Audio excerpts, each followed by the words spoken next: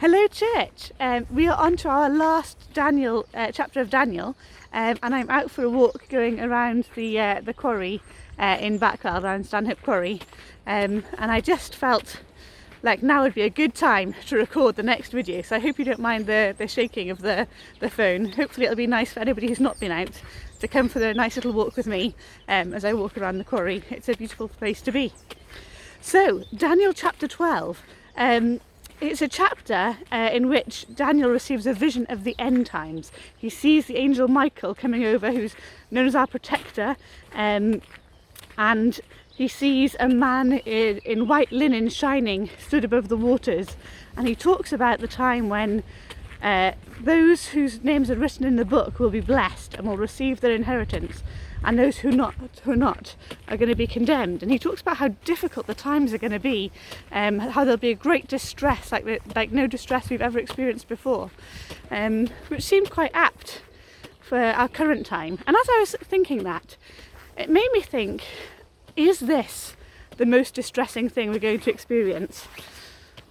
And actually for a lot of people it probably isn't. It is on a nationwide sort of basis maybe, but for many people who've lost a family member, for people who have seen relationships break down, for people who've had to watch loved ones go through really difficult times, this isn't the most distressing thing.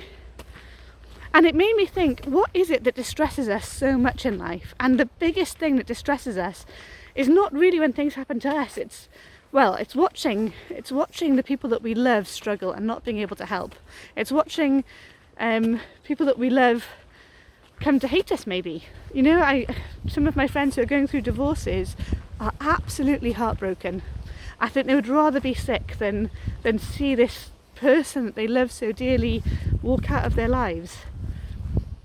The thing that hurts us most is the breakdown of love, because love is what is good in life. Love is what God gives us, that keeps us going in difficult times. It gives us purpose and meaning.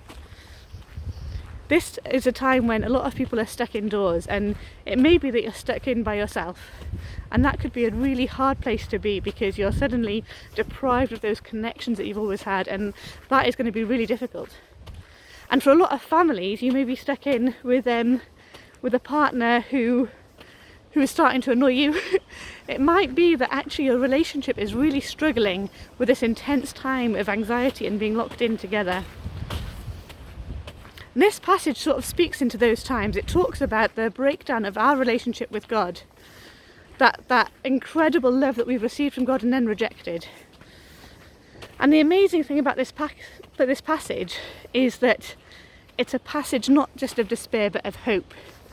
A hope of a time when those breakdowns aren't going to happen anymore, where we can receive that inheritance from God, where we can be adopted into that family, where those breakdowns can't happen, where that separation will never happen again, where we all reside in that perfect love, where our needs are met, where every day we know we are here and God loves us, and that isn't going to end. So the last chapter of Daniel is a chapter of incredible hope, but also a chapter of incredible challenge. Because those of us who are Christians have that hope. We know that we are saved. We know that we have got a God in heaven who loves us. But there are many people right now at real risk of dying who don't know that and who will not get another chance.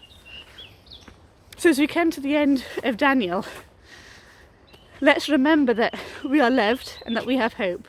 But let's also remember that there are people who don't, and let's spread that hope as far and as wide as we possibly can, whilst we're not all clustered up in our church and we've got an opportunity to be out in the world with people who we might not usually have been connected with, and building communities that we might not otherwise have been part of.